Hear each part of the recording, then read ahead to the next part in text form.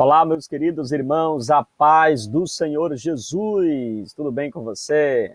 Que você possa, neste momento, receber mais uma porção da poderosa Palavra de Deus. Eu estou extremamente feliz, alegre, em poder comunicar ao seu coração mais uma porção da Palavra do Senhor Jesus.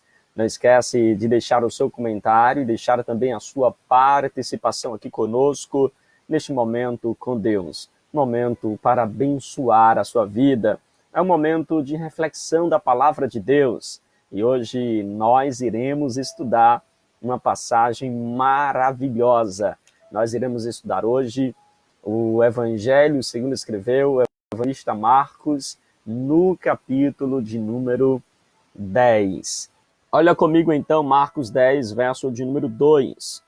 Falando aqui sobre a questão do divórcio, tendo em vista que neste capítulo 10, Jesus fala sobre o divórcio, Jesus fala sobre as crianças, Jesus fala também sobre os jovens ricos, fala sobre as riquezas, vai falar também sobre a sua morte, a sua ressurreição, e vai falar também, por fim, né, sobre o pedido dos filhos de Salomé, né, de Tiago e de João, e também sobre a cura do cego de Jericó. Então, tudo isso que você vai ver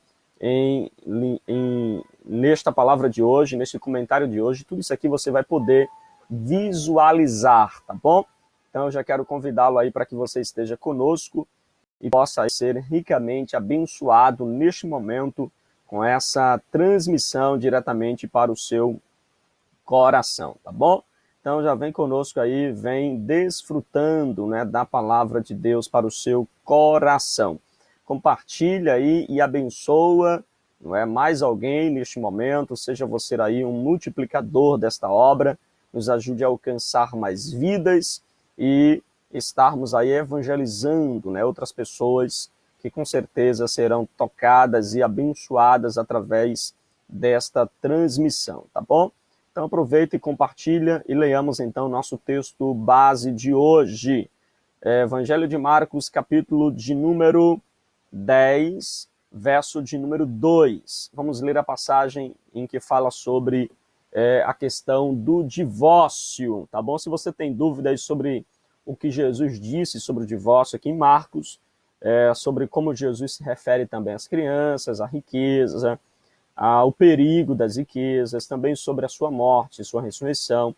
Também se você quer aprender sobre o perigo, né, da grandeza, né, do espírito de grandeza, e também, por fim, falarmos sobre a cura do cego de Jericó, tá bom? Vamos, então, para o nosso estudo de hoje, vamos aqui, então, para a nossa reflexão, para a nossa meditação, e eu já quero convidá-lo, em nome de Jesus, para juntos desfrutarmos aqui deste ensinamento da palavra de Deus para o seu coração, tá bom? Então, mantenha a sua Bíblia aberta e vamos então para a nossa leitura de hoje. Olha o que aqui diz a palavra de Deus.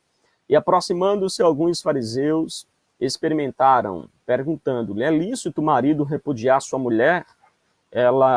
Ele lhes respondeu, que vos ordenou Moisés? Tornaram eles. Moisés permitiu lavrar carta de divórcio e repudiar.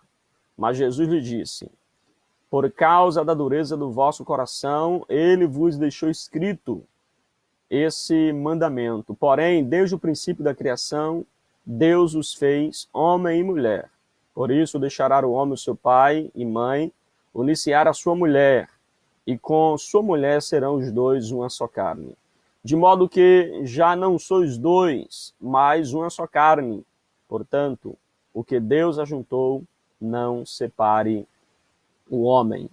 Em casa, voltaram os discípulos a interrogá-lo sobre este assunto, e ele lhes disse, quem repudiar sua mulher e casar com outra, comete adultério contra aquela, e se ela repudiar seu marido e casar com outro, comete adultério. Olha aí, né, os ensinamentos de Cristo acerca do divórcio, e eu quero que você preste bastante atenção para a gente desfrutar, né, deste rico ensinamento da palavra de Deus. É extremamente importante também que você tenha em mãos aí o seu caderninho, né, para você fazer aí as suas anotações e estar desfrutando deste ensino da palavra de Deus. Queridos, no capítulo de número 10, ele vai falar sobre diversos assuntos. E o que abre, então, a sessão é exatamente que Jesus está seguindo para Jerusalém. Jesus está indo para Jerusalém. Vale lembrar aos irmãos que essa subida de Jesus a Jerusalém é justamente para o momento da crucificação.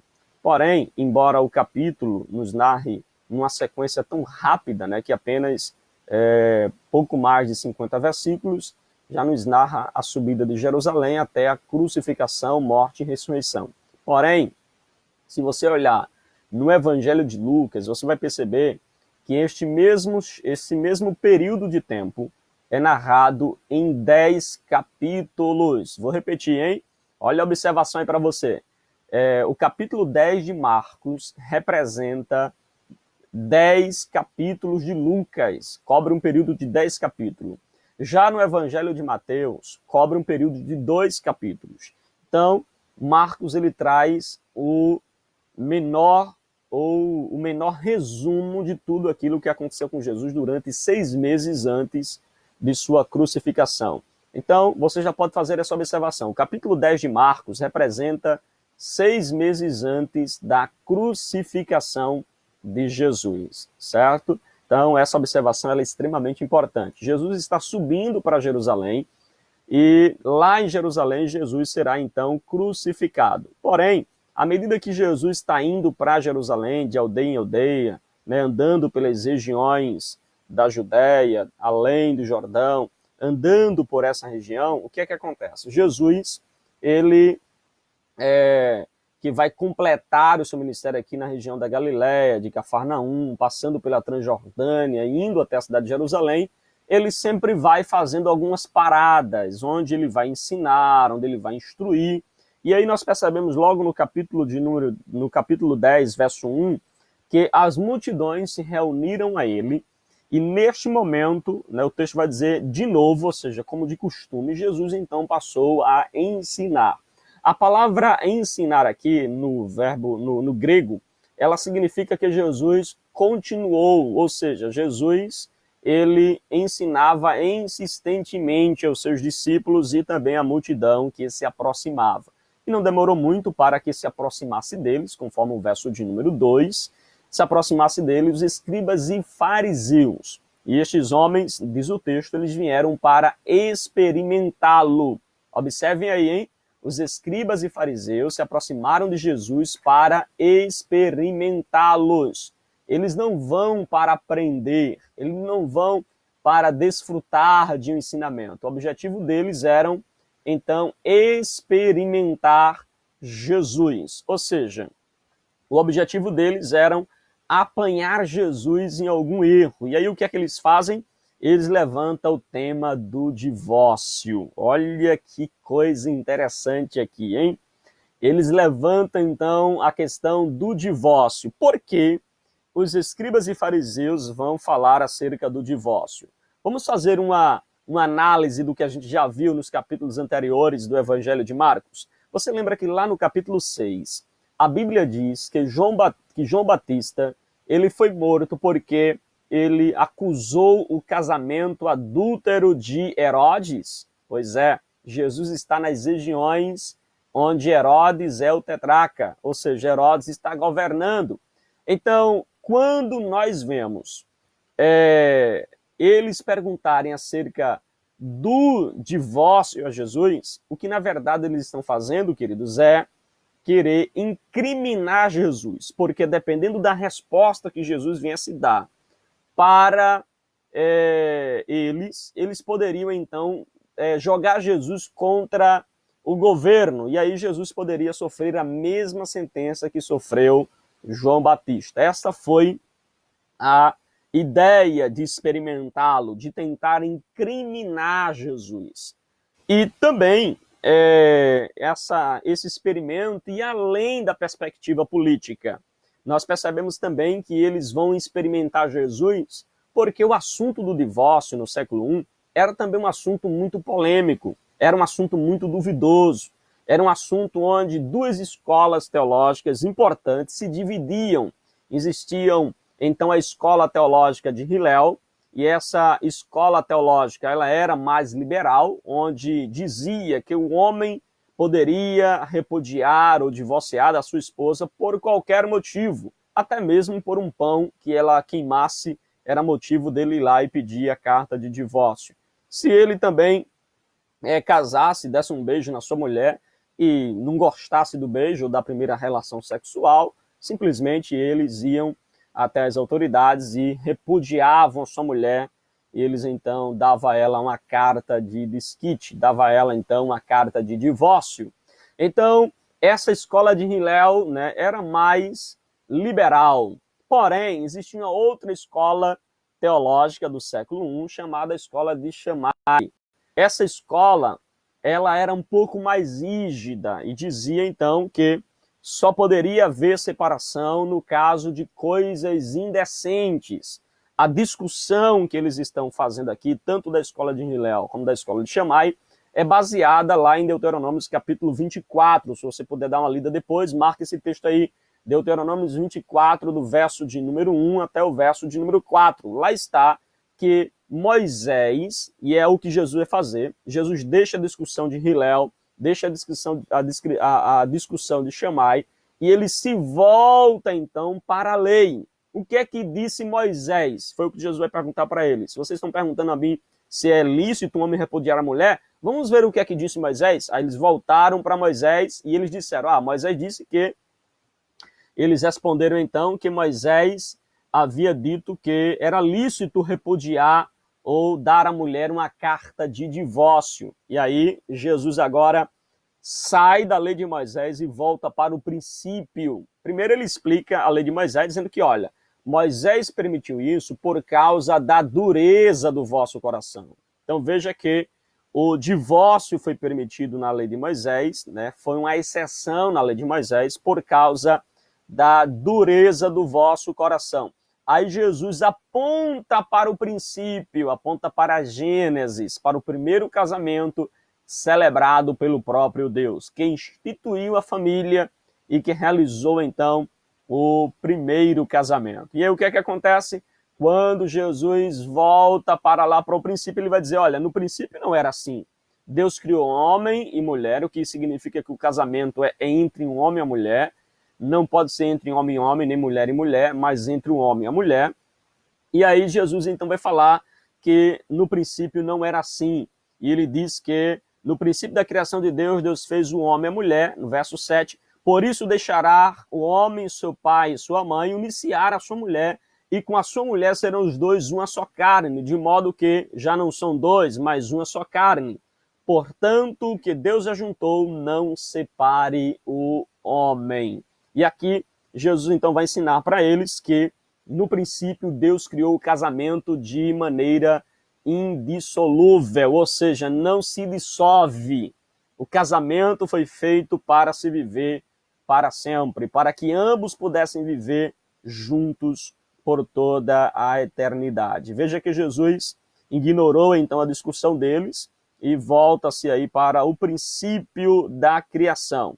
E aí nós percebemos que Jesus vai concluir aqui, então, este assunto falando sobre isso. Né? Ele disse que repudiar sua mulher, porque depois que saíram daquela discussão, que foram para casa, aí a gente percebe que os discípulos, então, vai voltar a interrogá-lo acerca do assunto. Ou seja, no caminho, os discípulos voltam a interrogar, Senhor, o que significa, então, aquilo que o Senhor falou? Né? O que é que significa aquilo que o Senhor tratou aí com os escribas? E Jesus então vai dizer no verso 11, quem repudiar sua mulher e casar com outra, comete adultério contra aquela.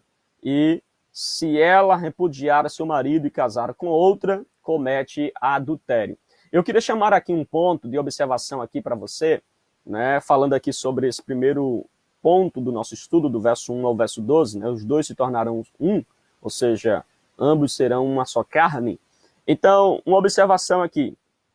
A escola de Shammai, que dizia que podia se separar por coisa indecente, essa coisa indecente é que é o teor das dificuldades interpretativas. Então, coisa indecente aí, alguns entendem como relações sexuais ilícitas, né? Ou seja, como a prática do adultério. Porém, queridos, você precisa entender que no Antigo Testamento, e até onde Jesus está aqui, ainda vive sobre as leis do Antigo Testamento, a prática do adultério não era motivo de separação, viu? Até o momento, a prática do adultério era, então, punida com apedrejamento. Então, quem praticasse adultério até aquele momento era apedrejado. Então, coisas indecentes devem se interpretar de uma outra perspectiva. Porém, a partir de Cristo, se entra então em vigor duas possibilidades ou duas exceções que, por causa da dureza do coração do homem, se é permitido o divórcio. Primeiro, no caso de relações sexuais ilícitas, ou seja, no caso de adultério. Se um dos cônjuges tiverem dificuldade de voltar ao relacionamento, eles têm a liberdade de solicitar o divórcio. Porém, também há uma outra orientação que Paulo vai dar, que é no caso de abandono, certo? Mesmo assim, no caso de abandono, que ele vai citar lá em 1 Coríntios 7, verso de número 15, mesmo havendo separação por causa de abandono, é importante a gente observar que é preciso que seja remediado pelo pastor da igreja, seja então tratado com o pastor da igreja, e não havendo qualquer remediação ou qualquer reconciliação, né, também ser tratado perante um juiz para que isso aconteça de maneira formal. Amém? Não é uma coisa que deve ser feita aleatório. Os irmãos compreenderam até aqui? Quem compreendeu, diz aí amém. Tá certo? Queridos, ainda percebemos o seguinte, em Marcos 10, a verso 16, a gente vê Jesus então tratando sobre as crianças. E o que vai levar Jesus a falar sobre as crianças é o fato de que Jesus, ele estava em casa, né? Então trouxeram algumas crianças para que tocasse, né? Então era muito comum na época, né? Era muito comum, você já pode fazer essa observação, adultos como crianças, né? É o que Jesus vai falar aí do capítulo 10, verso 13 a verso 16. Era muito comum na época de Jesus que as pessoas levassem as crianças para serem abençoadas por um mestre, por um rabi, né, por um erudito da lei, ou um mestre da lei. E aí, as pessoas compreendendo a autoridade que havia na vida de Jesus, é que eles vão então levar as crianças para serem abençoadas por Jesus. Porém, imagine, né, as criancinhas fazendo fila ainda até Jesus, Jesus impondo as mãos sobre ela. Porém, os discípulos de Jesus, eles então barraram essas crianças, proibiram as crianças de vir até Jesus. E eles proibiram com algumas razões. Primeiro, porque eles pensavam que as crianças seriam incômodo a Jesus e não deveriam deixar as crianças ir até Jesus, porque isso seria um desperdício de tempo de Jesus. Eles achavam que Jesus dar atenção às crianças era uma perca de tempo. Segundo, eles achavam que deveriam então poupar as energias de Jesus, tendo em vista que a caminhada até Jerusalém era um longo caminho. Então eles possivelmente proibiram para que Jesus viesse guardar as energias. Em terceiro lugar, possivelmente eles proibiram as crianças de virem até Jesus porque simplesmente os discípulos não consideravam as crianças importantes no reino de Deus. Infelizmente, queridos, essa cena ainda acontece na atualidade, né? Muitas pessoas não acham que as crianças sejam importantes, né? E não deram aí, então, em outras palavras, os discípulos não deram importância às crianças, diferente de Jesus, né? Jesus, então, vai repreender esses discípulos. Jesus, então, vai repreendê-lo de tal forma que o texto no verso 14 diz que Jesus ficou indignado, querido. Jesus ficou indignado porque proibiram as crianças de virem até ele. Olha que fato curioso, não é? As versões aí até minimizam, né? Colocando aí que Jesus se desagradou, né? Dizer que Jesus se desagradou é uma expressão bem branda. Jesus ficou de fato indignado, né? Se Jesus fosse aquela pessoa mais branquinha, ele tinha ficado vermelho, né? Não indignado como nós ficamos, mas porque os discípulos estavam então proibindo as crianças de virem até ele. E aí Jesus vai ensinar algumas lições importantes, né? Jesus vai então instruir os discípulos sobre as crianças. E aí a gente percebe que ele vai dizer no verso de número 15, em verdade vos digo quem não receber o reino de Deus como uma criança, de maneira nenhuma entrará nele. Então, tomando as crianças nos braços, impondo as mãos, as abençoava.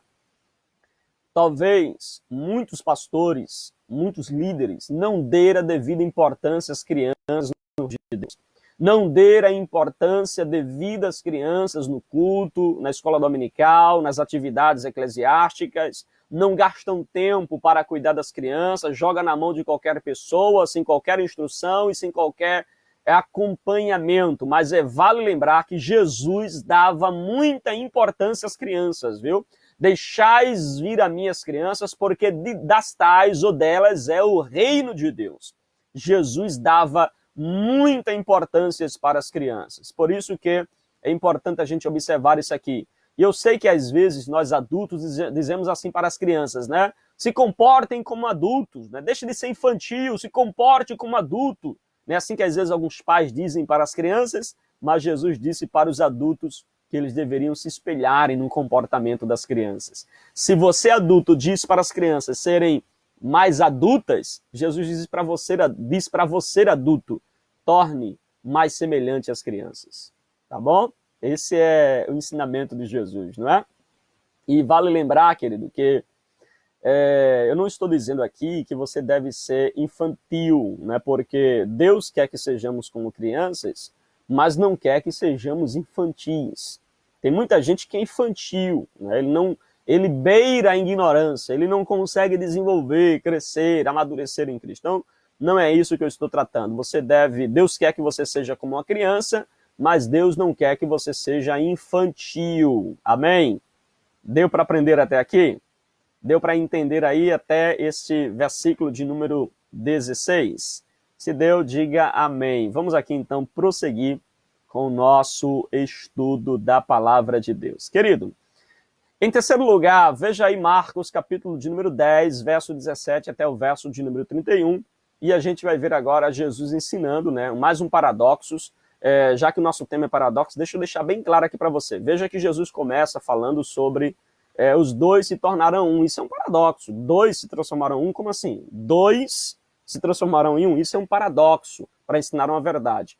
Segundo, a gente vê Jesus falando sobre as crianças, né? Ele vai dizer então aí que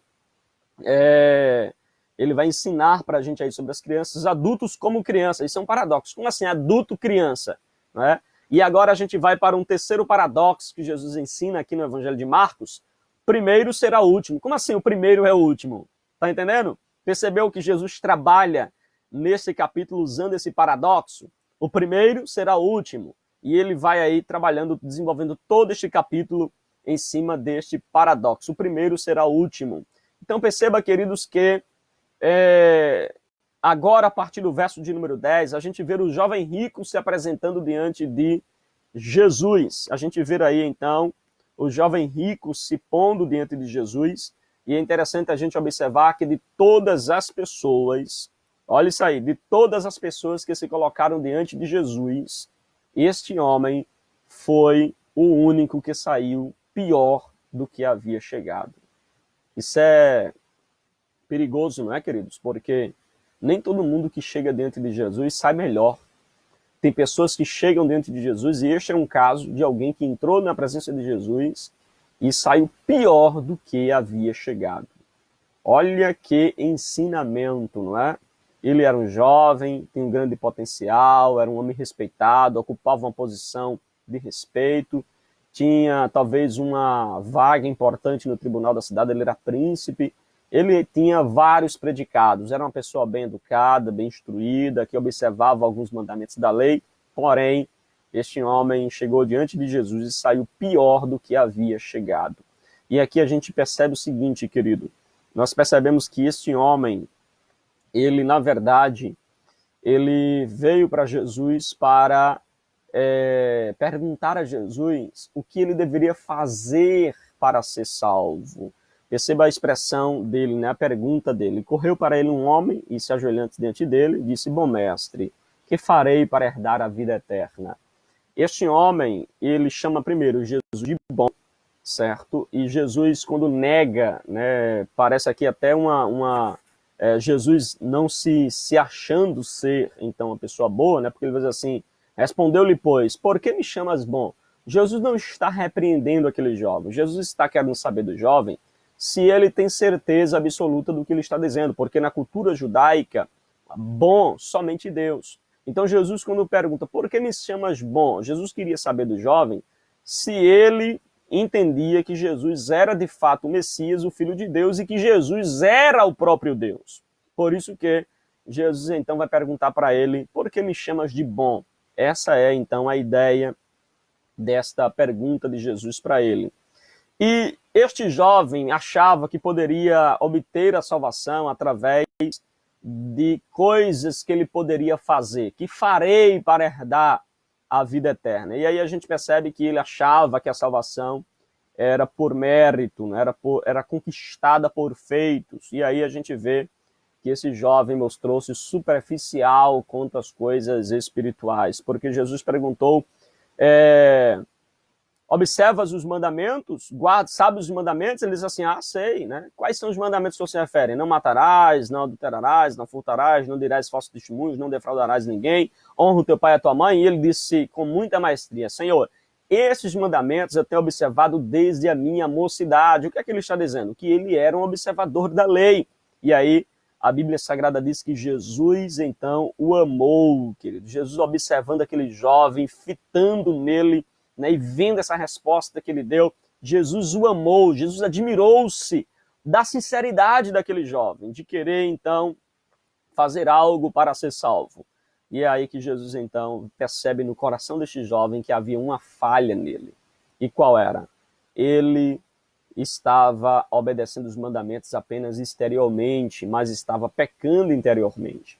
Ele não havia, então, observado o primeiro mandamento, amarás o Senhor o teu Deus de todo o teu coração. Este jovem, ele estava inclinado às riquezas, o que foi, então, extremamente prejudicial para a sua vida, prejudicial a ele. E aí a gente percebe que Jesus, fitando os olhos nele, disse, te falta uma coisa, jovem, te falta uma coisa. E aí Jesus então vai dizer para ele que ele deveria vender tudo quanto tens, dás aos pobres e terás então um tesouro no céu. E depois disso tu vem e me segue. Queridos, imediatamente o texto diz no verso 22, ele, porém, contrariado com essa palavra, retirou-se triste, porque era dono de muitas propriedades. Jesus, então, queria destituir Mamon da vida deste jovem, mas ele estava muito apegado a Mamon, muito apegado às riquezas. E, infelizmente, nós temos aqui nesse texto alguém que saiu da presença de Jesus pior do que havia entrado. Como é que você sai da presença de Jesus? Sempre melhor ou pior? Quando você faz um devocional como este, um momento de oração, um momento de louvor ao Senhor, você sai melhor ou você sai pior da presença dele? Pastor, como assim sai melhor ou pior? Porque sempre que a gente lê a Bíblia, faz uma oração ou escuta uma palavra como esta, a mensagem de Deus, ela confronta a nossa vida. E ao confrontar a nossa vida, você tem duas atitudes. Ou sair alegremente, pronto para obedecer, vender tudo quanto tens, distribuir com os pobres, ganhar um tesouro no céu e seguir a Jesus, ou você vai sair dali triste, pensando, meu Deus, eu não posso abrir mão das minhas riquezas. Eu não posso abrir mão das minhas paixões. Eu não posso abrir mão dos meus desejos. Eu não posso abrir mão das minhas obras da carne que reina em mim. E então você termina saindo da presença de Jesus triste, simplesmente porque não consegue renunciar a si mesmo para seguir Jesus. Fica esta pergunta para a sua meditação. Como você sai da presença de Jesus? Melhor ou pior? Amém? Vamos aqui então prosseguir com o nosso estudo. E aqui a gente percebe, querido, que no versículo de número 23, nós vamos ver aqui agora Jesus instruindo os discípulos. Ao ver aquele jovem sair triste, Jesus volta para os discípulos e Jesus, olhando ao redor, disse aos discípulos, quão dificilmente, gente, um rico entrará no reino de Deus. E ele então diz para aqueles discípulos, né, que estavam já estranhando as palavras de Jesus, tendo em vista que na cultura judaica uma pessoa rica era uma pessoa abnegada, era uma pessoa que tinha privilégios e era tida como uma pessoa extremamente abençoada por Deus. E quando Jesus disse que quão dificilmente entrariam nos céus aqueles que eram então ricos ou que eram apegados à riqueza, observem que Jesus vai dizer uma frase que nos chama muita atenção. Verso de número 24, Jesus diz assim, filhos, e é uma expressão, né, singular aqui, porque dificilmente você vê Jesus chamar os seus discípulos de filhos, mas ele vai chamar aqui nesse texto, ele diz assim, filhos, quão difícil é para os que confiam nas riquezas entrar no reino de Deus. É mais fácil passar um camelo pelo fundo de uma agulha do que entrar um rico no reino de Deus. E aí os discípulos ficaram sobremodos maravilhados, dizendo entre si, então quem pode ser salvo? Se é difícil para um rico, né, entrar no reino de Deus, a semelhança de um camelo que não consegue, é impossível passar no fundo de uma agulha, então quem vai ser salvo? Esta foi a pergunta dos discípulos. E deixa eu tirar uma dúvida teológica aqui, que muitos têm.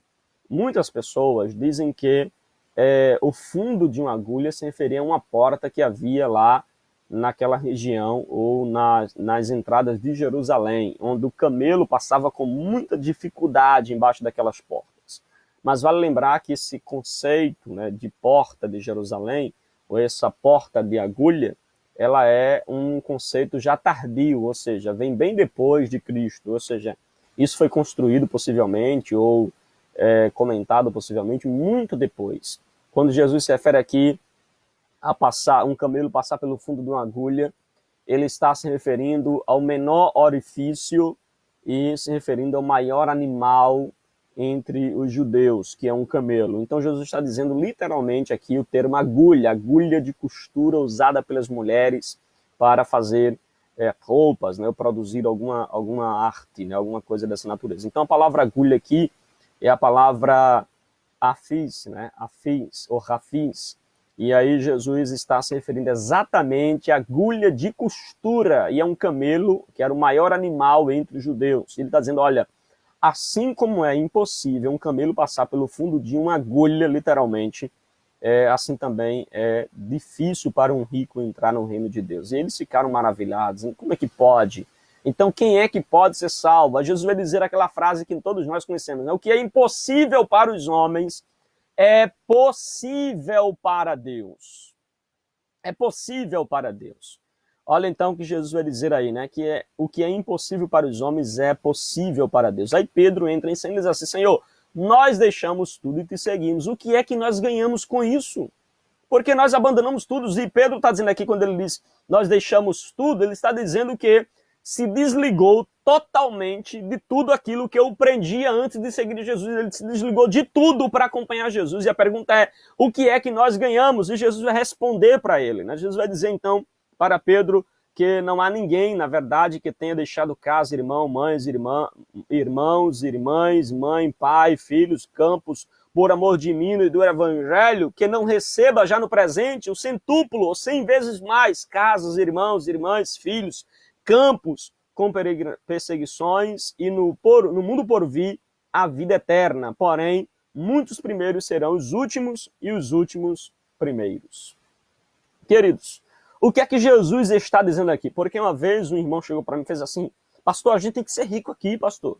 A gente tem que ter 100 vezes mais, a Bíblia fala que a gente tem que ter 100 vezes mais. Se a gente der algo para Jesus aqui, deixar alguma coisa para seguir Jesus aqui, a gente vai ter 100 vezes mais.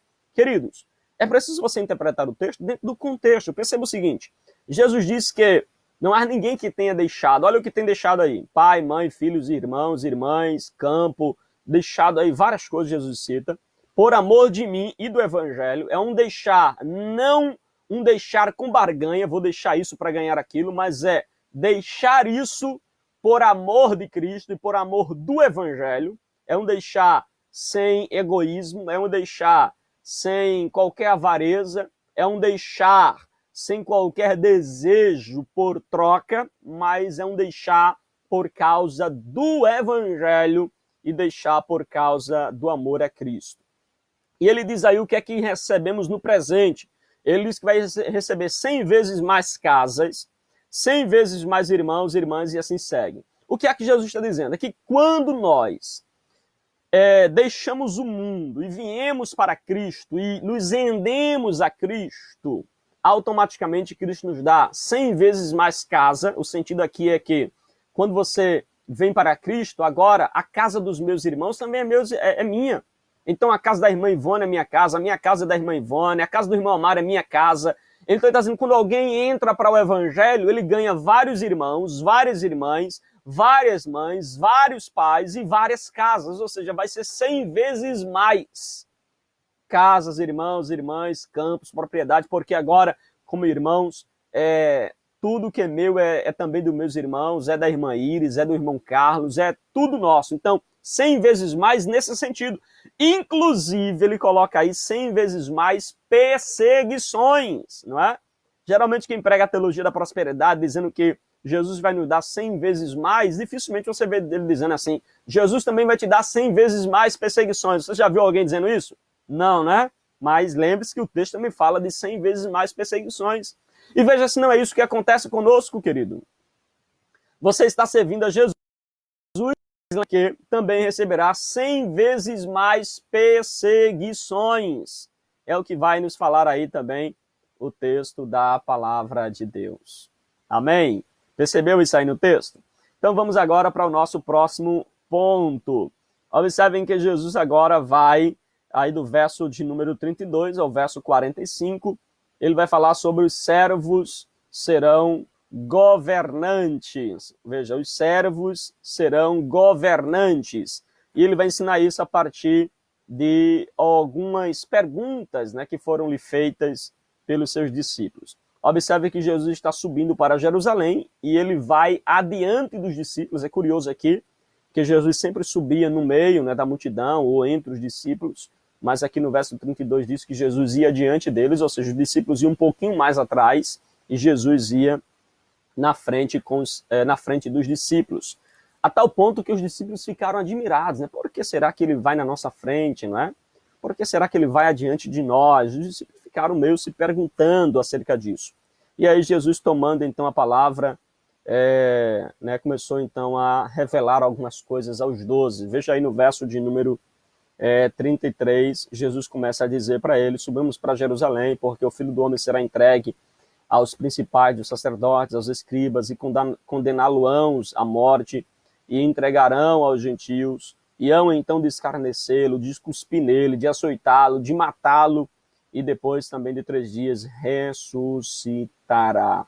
Então perceba que Jesus agora está falando aqui sobre o que vai acontecer com ele agora na cidade de Jerusalém. E aí, de repente, nesse período em que Jesus está ensinando isso, os discípulos de Jesus, aqui no verso 35 fala de Tiago e João, mas nos textos paralelos, por exemplo, de Mateus 20, também fala que Salomé, a mãe deles, se aproximaram de Jesus e soprou no ouvido de Jesus assim: mestre, queremos lhe pedir uma coisa. E Jesus assim: fala, o que é que vocês querem? O que é que vocês querem que eu te faça? Não é? Aí eles disseram assim: Senhor, permita-me que na tua glória nos assente um à tua direita e o outro à tua esquerda. Sentar à direita de Jesus simbolizava, então, você ser honrado, né? E sentar à esquerda de Jesus simbolizava você estar num cargo de importância. Então, o que esta mãe, junto com seus 2 filhos, está pedindo é que Jesus dê posições privilegiadas aos seus filhos. Possivelmente, Salomé induze João e Tiago a pedir isso a Jesus, porque Jesus tinha alguns amigos íntimos, né? Que era João, Pedro e Tiago. Então, se tinha João, Pedro e Tiago, a Salomé foi esperta. Ela foi até Jesus para tentar eliminar Pedro, porque corria o risco de João ou Tiago ficar de fora, né, não ser uma à direita nem outra à esquerda de Jesus. Então ela vai junto com seus filhos, faz um pedido egoísta, né, Jesus falando de morte, ressurreição, de que vai sofrer, de que vai apanhar, de que vai ser açoitado, de que vai então ser entregue nas mãos dos gentios, e eles então preocupados no cargo que iriam assumir no reino de Cristo. Veja que pensamento mesquinhos, né, destes discípulos e desta mãe. E aí eles vão pedir para Jesus. Aí Jesus olhou para eles e disse assim: vocês podem realmente beber o cálice que eu vou beber? vocês podem realmente receber o batismo que eu vou ser batizado? E eles ignorantemente disseram, sim, Senhor, nós podemos beber do cálice e também participar do teu batismo. Porém, eles não entenderam, queridos, o que Jesus se referia. Jesus se referia à morte, Jesus se referia a ser crucificado. E Jesus então vai dizer, olha, vocês vão receber de fato, vão beber do cálice e vão participar do meu batismo. E observe que de fato Tiago e João participaram. Tiago foi martirizado por Herodes, vai ser morto pelas mãos de Herodes, e João vai, na sua velhice, ser levado para a ilha de Pátimos, onde vai sofrer duramente. A tradição diz que João chegou a ser jogado dentro de uma bacia de óleo ardente, que estava em chamas. Embora ele não morra, né? Vai morrer velhinho. Mas veja que eles sofreram muito, beberam do cálice e foram também batizados em Cristo. Sofreram de fato. Porém, Jesus disse para eles, olha, quanto a sentarem à minha direita ou à minha esquerda no meu reino, não compete a mim, mas ao meu Pai que está nos céus. E aí Jesus começa agora a ensinar aos discípulos, né? Nessa cobiça toda que estava aí os seus discípulos, Jesus agora começa a ensiná-los de que citar a questão do governo atual. Ele vai falar de um momento dos governantes atuais e vai ilustrar como funciona no reino. Jesus então vai mostrar como é o governo, né, público, o governo atual da região, e vai falar agora também do seu reino. E ele começa a dizer o seguinte, olha, gente, entenda o seguinte, chamando Jesus junto de si, disse no verso 42, sabeis que os que são considerados governadores dos povos têm sobre eles domínio, sobre eles, né? Ou seja, os seus maiorais exercem autoridades. Jesus está dizendo o seguinte, olha, vocês sabem que os governantes têm domínio sobre os seus súditos. Eles governam, eles lideram, eles controlam os seus súditos. Agora, deixa eu falar do reino de Deus.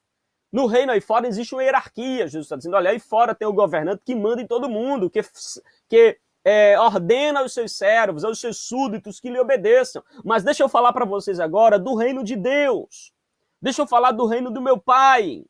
E aí ele fala no verso de número 43, mas entre vós não é assim, gente. No reino de Deus não é assim, feito os governantes aí fora.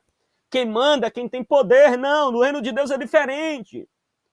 No reino de Deus é o seguinte, quem quiser tornar-se grande entre vós, será este que vos sirva. No reino de Deus, o maior é quem serve, é quem se inclina para servir aos outros. Verso 44.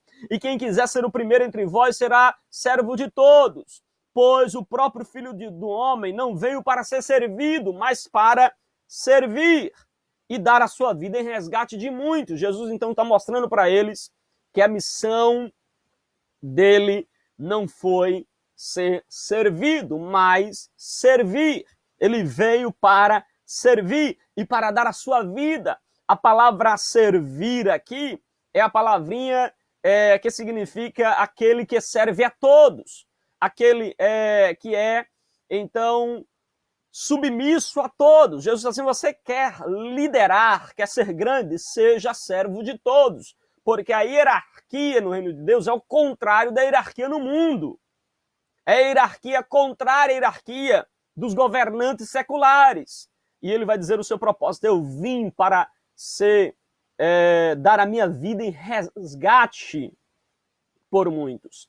A palavra resgate aqui se refere a litron, né?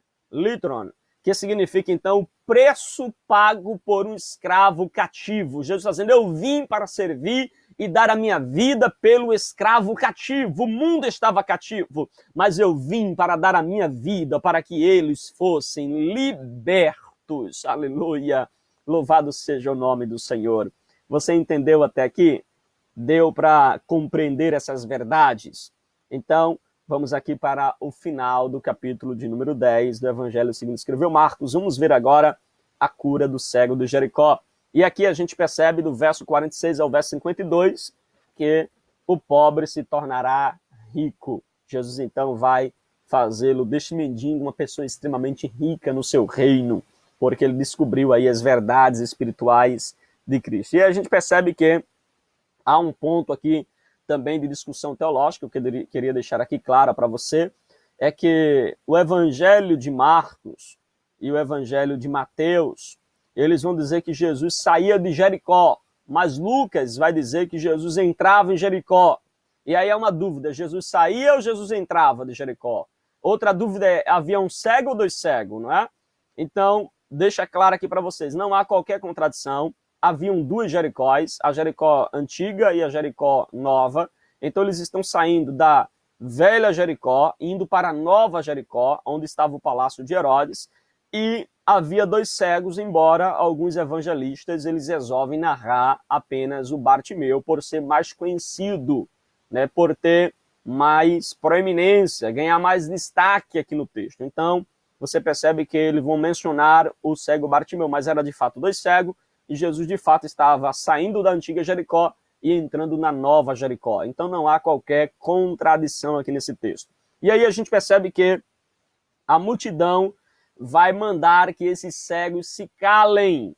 A multidão pede para que os cegos se calem. E o texto aqui no grego revela que esses cegos estavam clamando continuamente. O texto aqui só mostra duas, né? Mas a ideia aqui no texto é que eles estavam clamando continuamente, e a multidão mandando se calar continuamente, até que Jesus, então, manda dizer que os traga até a sua presença. E aí aqueles mesmos que haviam mandado o cego se calar, olhou para o cego e disse, tem bom ânimo, levanta-te, ele te chama. E a Bíblia diz que Bartimeu lançou de si a sua capa, o que poderia ser um empecilho para ele correr e ir até diante de Jesus. E ele corre e vai até a presença de Jesus. E Jesus faz a pergunta que fez aos discípulos. Lembra?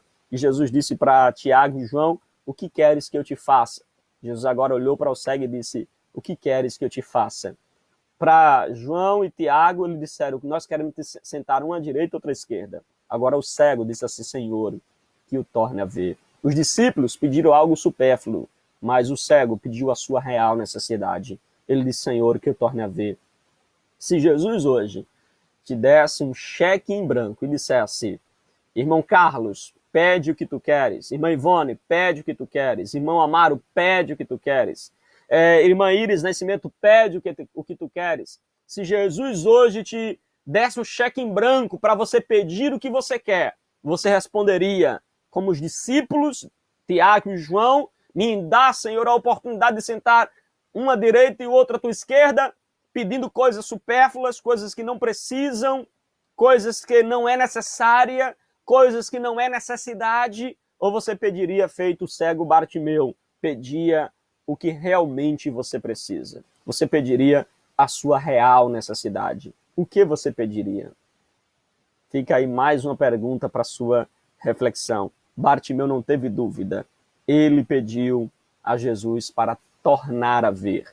É interessante a gente também fazer aqui uma observação, porque a expressão que ele usa aí, não é? A expressão que ele usa, tornar a ver, Senhor, mestre, que eu torne a ver, essa expressão aí é o verbo grego, avaplo, né? Avlepo, né? O verbo grego avlepo. E esse verbo aí significa levantar os olhos, recuperar os olhos. É por isso que, eu não sei se você já ouviu alguém comentando, dizendo assim,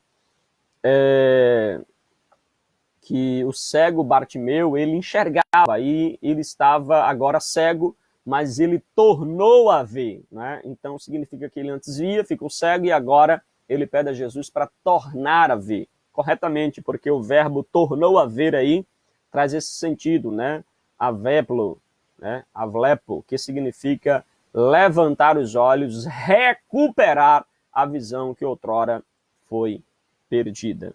E aí a Bíblia diz que Jesus se compadeceu desses dois cegos e restaurou-lhes então a sua visão, e eles, vendo-os, agora seguiu Jesus pelo caminho. Observem que Bartimeu agarrou a sua última oportunidade, porque Jesus estava indo para Jerusalém, onde seria crucificado e nunca mais fisicamente tornaria a passar pela estrada de Jericó. Então, Bartimeu aproveitou a sua última oportunidade. Você tem aproveitado as suas últimas oportunidades? Você tem aproveitado as oportunidades de Deus? Você tem clamado ao Senhor, no momento certo, na hora certa, não deixando passar as suas oportunidades? Espero que sim. Que Deus te abençoe.